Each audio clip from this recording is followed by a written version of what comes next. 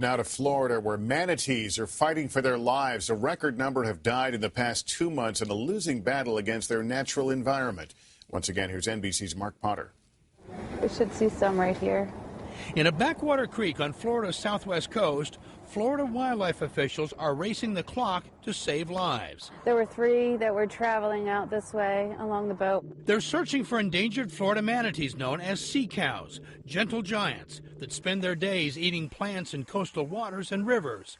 Already threatened by speedboats and cold snaps, they are now being killed by something else, a large poisonous algae bloom known as red tide, stretching from Sarasota to Fort Myers, Florida.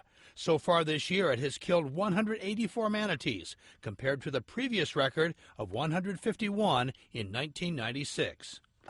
The location of the red tide this year is particularly harmful to manatees. It's occurring in the area offshore where they congregate during the winter, seeking warm water.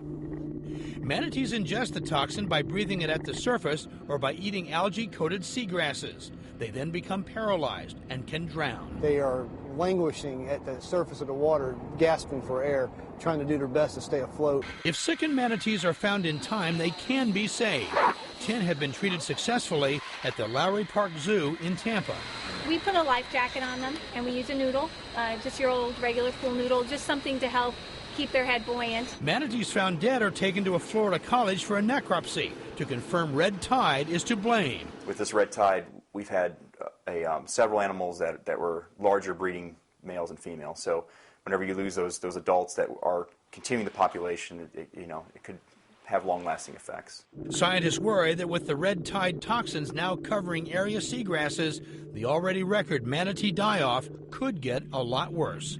For today, Mark Potter, NBC News, Fort Myers, Florida.